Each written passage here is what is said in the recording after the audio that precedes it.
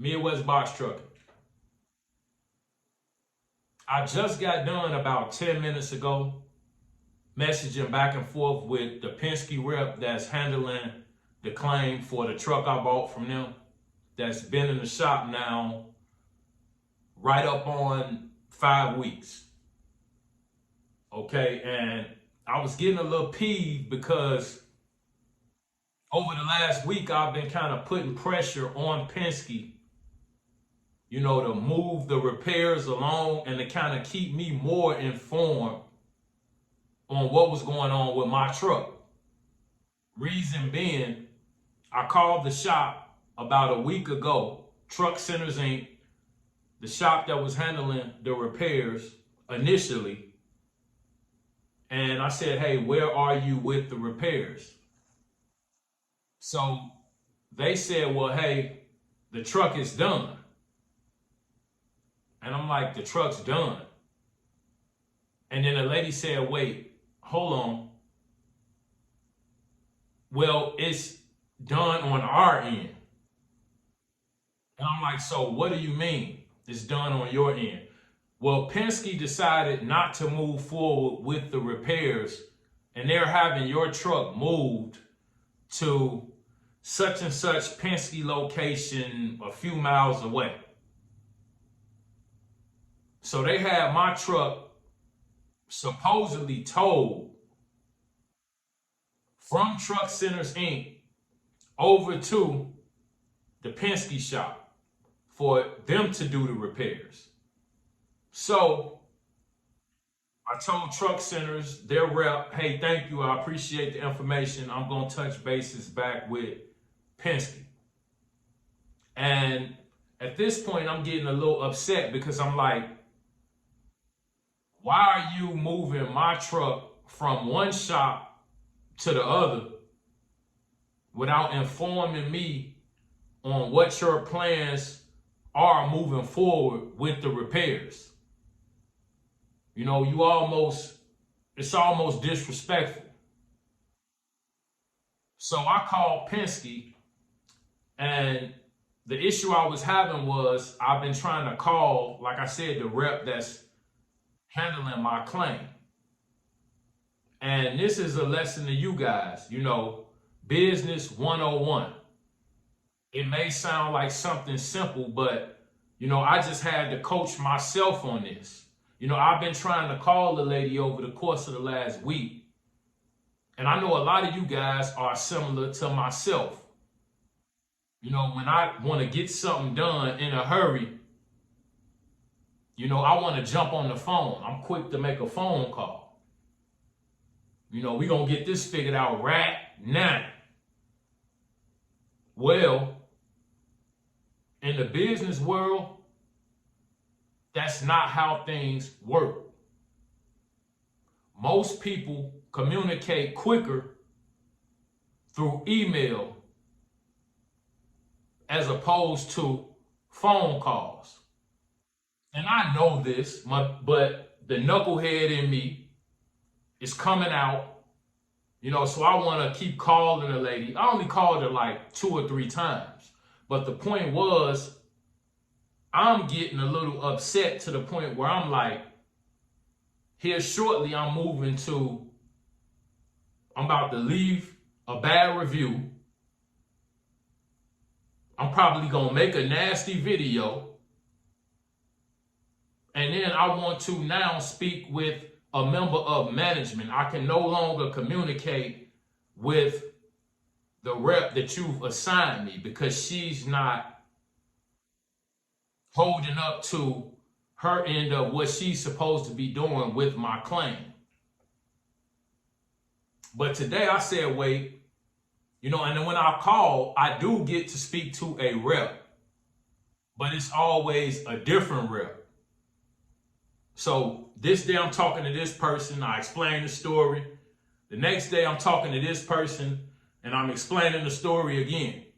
So each time I call, I have to refresh the individual that's handling the phone call. And this is what's getting irritating. I'm like, this is why they assign you a rep. So long story short, today I said, step back and use a little common sense. Send a lady an email. Why do you send an email as opposed to making the phone calls? It's also a paper trail. You're probably not going to send a representative from a business 3 emails and not get a response. And if that is the case, then you can move into, like I said, communicating with management and so forth. But like I said, usually people respond quicker to emails than they do phone calls. And that was the case today. I sent her an email saying, hey, I've been patient as I could be. I understand that these things take time, the repairs and the issues with the truck, but I've exhausted a large amount of my business capital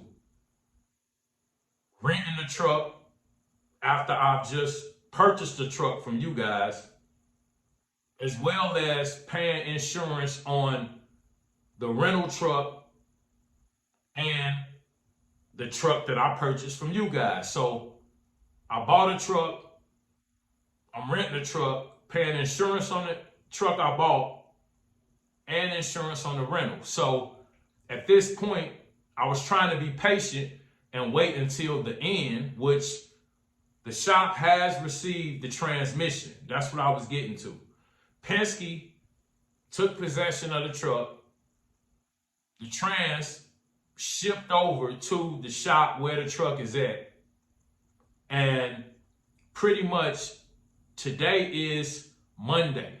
They're telling me by Friday, the end of this week, and this is what they told me last Friday, the truck will be done, maybe sooner. So after I talked to truck centers, I called the shop where they told me the truck was at, because I wanted to get to the bottom of everything. So I called the shop where they told me my truck was at, and these guys did what, Pinsky and their employees and the people who represent their business should do.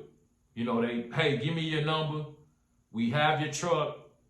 The transmission did ship yesterday. It should be here by such and such, and we'll be moving forward with the repairs. Like I said, I understand this stuff takes time. You're not going to make the process move any faster than it's going to move. But at the same time, it needs to be effective communication between me and Pinsky, and I need to know what's going on with my truck at all times, So after I found out from the shop that they had my truck, then that's when I started to apply pressure to Penske and say, hey, why was the truck moved without my knowledge? When is the repairs going to be done? We over a month now. Can we get this moving? And then how do I get reimbursed for the rental and the insurance for the rental? And they've always assured me, hey, we're going to cover, the expenses. You just need to send the invoices over. And I'm like, where do you want me to send the invoices? He said, well, send them to Alyssa, who is the lady that's handling my claim. And from there, I'm like, I need to start communicating through email. So, like I said, I emailed her early this morning, real calm, real respectful, and just explained to her I've exhausted a lot of business capital fronting the bill for these repairs to be done to keep my business going. So when can we start this reimbursement process? And once again, once you talk to who you need to talk to, they're always cool and professional. She was like, I totally understand the situation, and send all of the invoices over at once, and we'll get them reviewed to have them covered. And Enterprise, right before I bought my truck, were going up on my rate. And that's something that you guys should know about the rental trucks.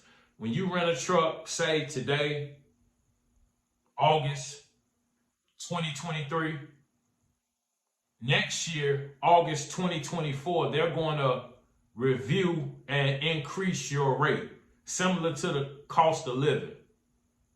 So the rate you get today will be good for 1 year. That's how enterprise works.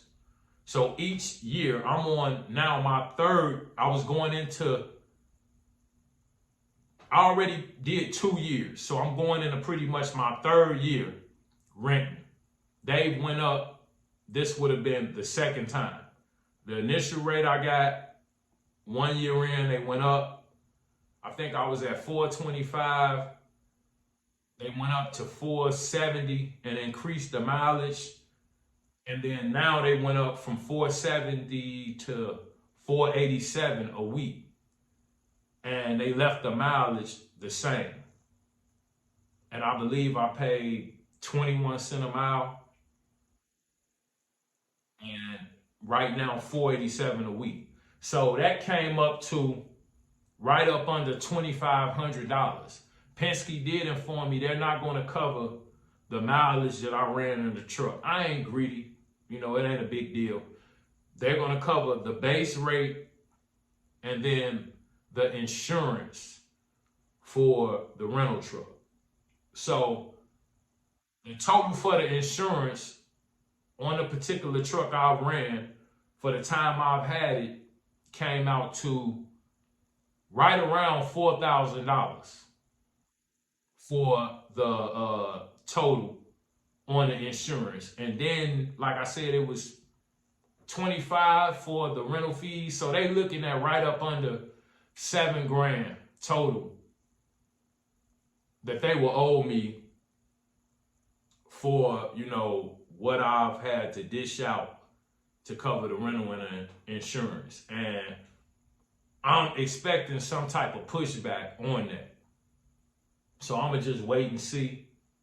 But I do have now a paper trail with the emails, and I'm just going to communicate with my rep that way. And I got like 4 more days, I believe, maybe less, before my truck should be done. I'm going to make a video once I pick it up. And yeah, we're going to go from there. But I'm trying to wrap this thing up now. And that's why I said, let me sit down and just make this video real quick to kind of update you guys on what I'm doing. So hopefully they cover everything. I get the truck back. Everything's fine with that. You know, it is what it is. You know, I ain't sweating it. I just want to know what's going on. And in a strange way, I'm kind of happy that Pinsky sold me that truck. One, I know the motor is kosher, and pretty much they just replaced that old trans with a new trans, fixed the suspension. And then another thing I was thinking about was I've been in rental trucks, Freightliners, Internationals. I'm in a Heno now. So I kind of knew what a truck should run like, because the truck and the transmission, it wasn't completely gone.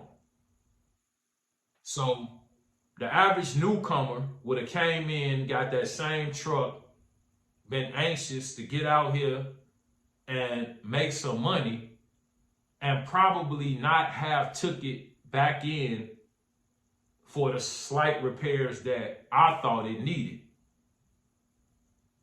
And I just saw a truck today. I'm riding behind a guy, and the truck is just wop. It's leaning completely to the left. You know, people drive around like that sometimes for as long as they can, or until they run into DOT and end up having an issue. But me being in trucks, and I've been in business over 4 years, in box trucks over 2. I wasn't so anxious, you know, to keep running. I didn't want to get out the truck, don't get me wrong. I was happy to be in my own truck, happy to be out of the rental. and not dealing with that weekly fiasco. So, you know, I didn't want to get out the truck, but it was needed.